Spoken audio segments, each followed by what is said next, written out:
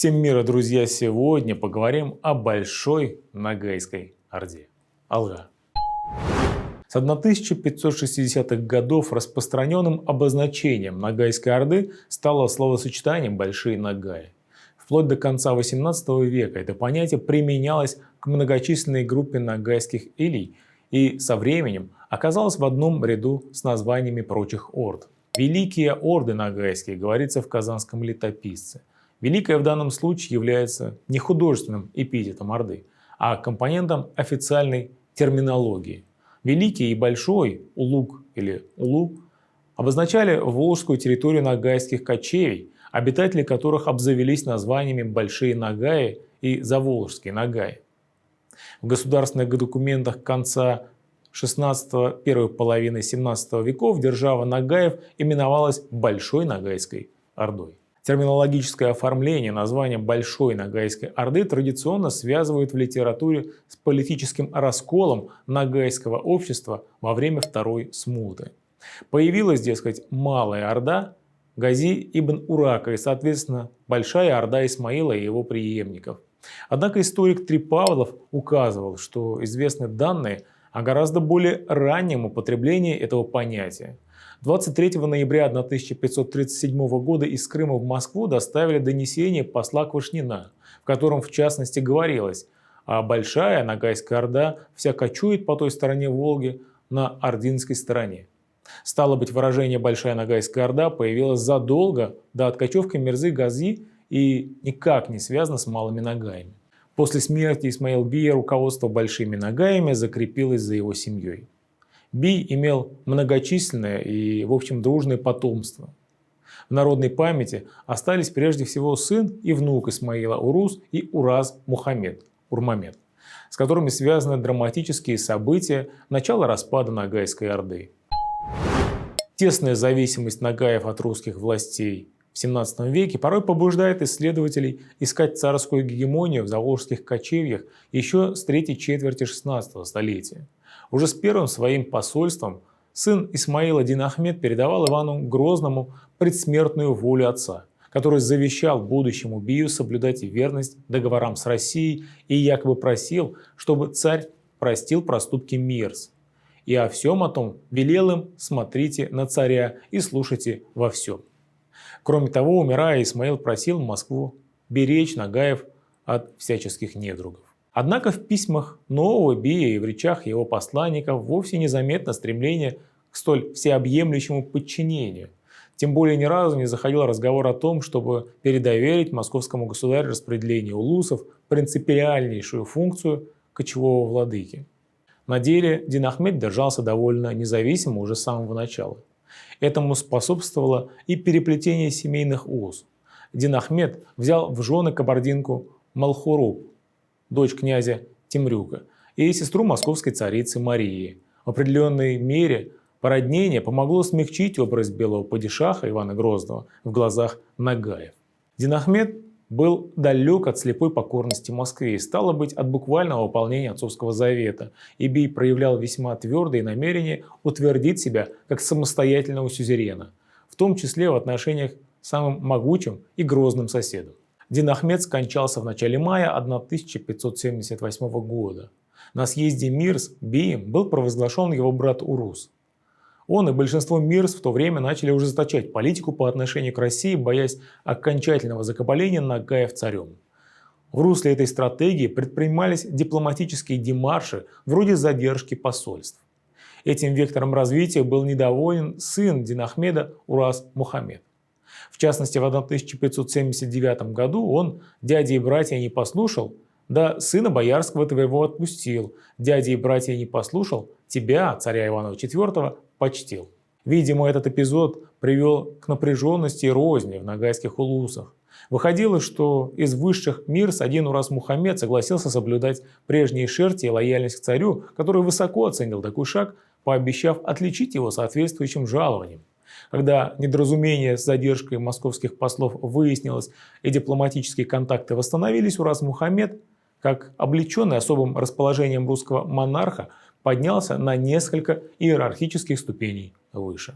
Так постепенно стала назревать конфликтная ситуация. При могущественном и авторитетном Урусе появился богатый и поддерживаемый Россией Мирза, явно претендовавший на исключительное место в Орде. Опасность для единства ногайской державы заключалась не в амбициях Ураз-Мухаммеда, а в перспективе очередного раскола Мирз на противоборствующие группировки. В той обстановке лидерами таких группировок логично установились Урус и Ураз-Мухаммед. Обида и ревность Уруса становились тем более понятными, если учесть его вспыльчивый темперамент, а также стремление к полновластному правлению. Бей мнил себя наследником Хакимов Дэшты Кыпчака первой половины 16 столетия и старался держаться на политической арене соответственно. Но все больше Мирз понимала, что после роковой второй смуты могущество Орды стало угасать, и насущной задачей становится не возрождение политических реалий полувековой давности, а поиск надежного патрона и своего места в новых обстоятельствах. Московское правительство, естественно, было в курсе таких настроений поволжских Мирз и поддерживало с ними дипломатические отношения помимо Бея Уруса и Ураз-Мухаммеда. В 1587 году новый Нураддин Сайд Ахмед наконец открыто заявил о своем несогласии с политикой Уруса. Обращаясь к царю, он писал: «Я от дяди своего от Уруса князя отстав, хочу пристать и к тебе». В знак искренности своих слов Сайд Ахмед перехватил крымское посольство, направлявшееся к Урусу, и с силой доставил его в Астрахань.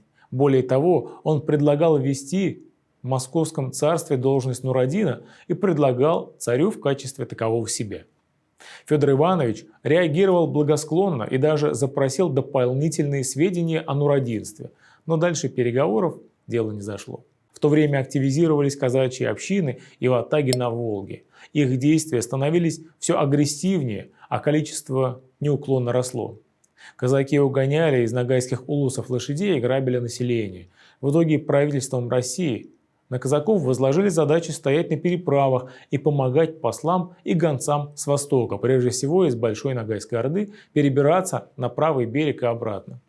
Однако нередко перевозчики не гнушались грабежом посольства или не защищали их от грабителей, налетавших из степи. Казаки не единожды нападали на зимнюю ставку нагайцев в город Сарайчик, пока наконец окончательно не уничтожили его к началу 80-х годов XVI века. В Ногайской Орде начинался очередной кризис. Сарайчик в развалинах, антирусские планы Уруса терпели крах. Русские власти поставили крепости на главных ногайских переправах через Волгу и демонстративно учредили воеводскую ставку в Уфе, центре бывшей Ногайской Башкирии. Расчеты Бея на крымскую и османскую помощь не оправдались.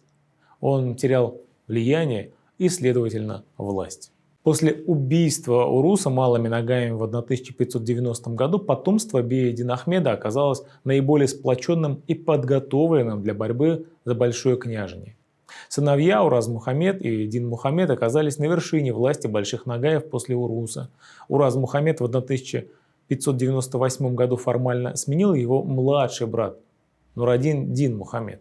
О Бее Дин Мухаммеде его потомки тоже вспоминали как о ставленнике московского государя. «Отец мой Тинмамед, князь служил тебе, государю, и чести дослужился, пожалован был от вас княжеством».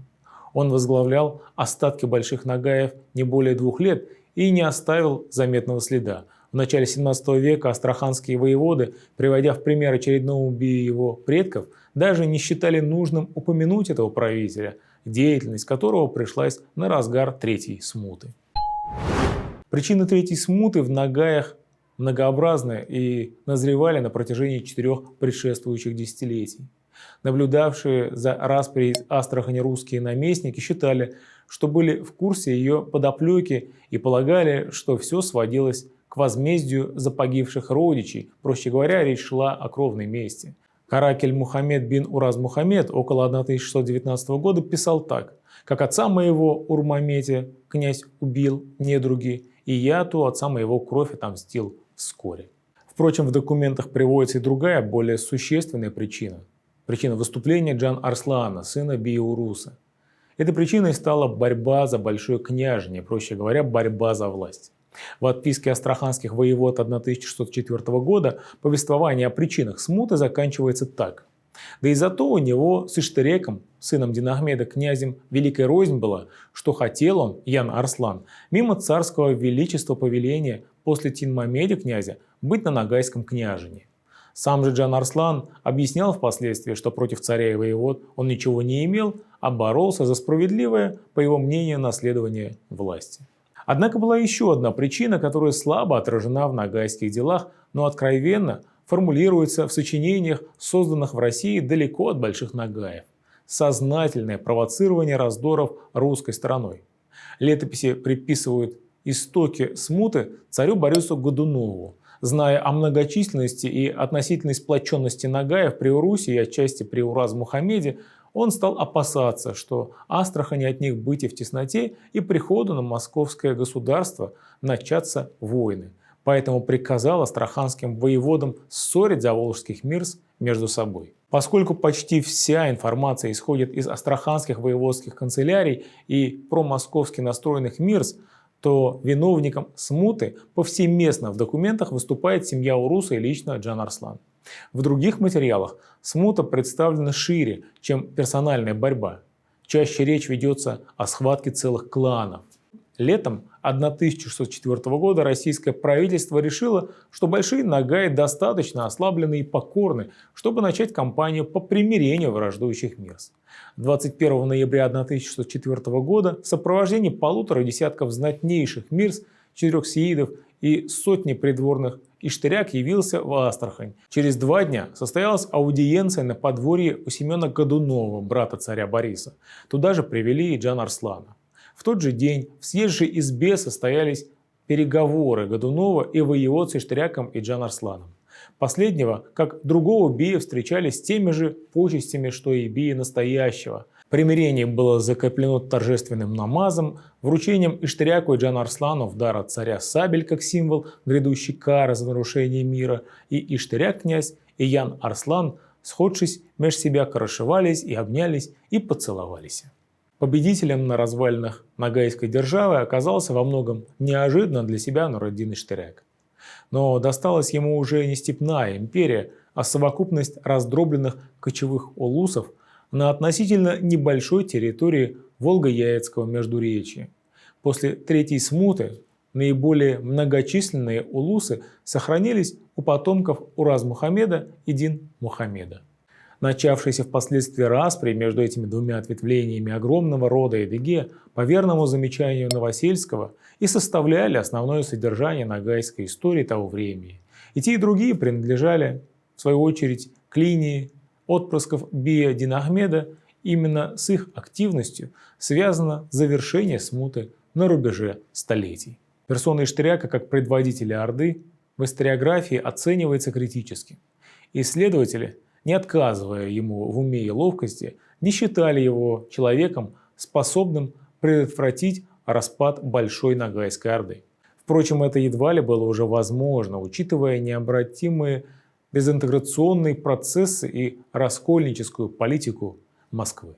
Большие нагаи вступили в последнюю стадию своего политического существования, стадию разложения и распада. На протяжении последних 4 десятилетий XVI века эти явления неуклонно нарастали. Различные кланы и группировки мирс выходили из подчинения Верховному Бию и становились самостоятельными. Друзья, обязательно подписывайтесь на наш канал, ставьте мощные ногайские лайки и обязательно пишите в комментариях свои мнения и пожелания под видео. С вами был Ринат Хабибуллин и Татары сквозь время. Ассаламу алейкум, сау булгас и до новых встреч. Пока.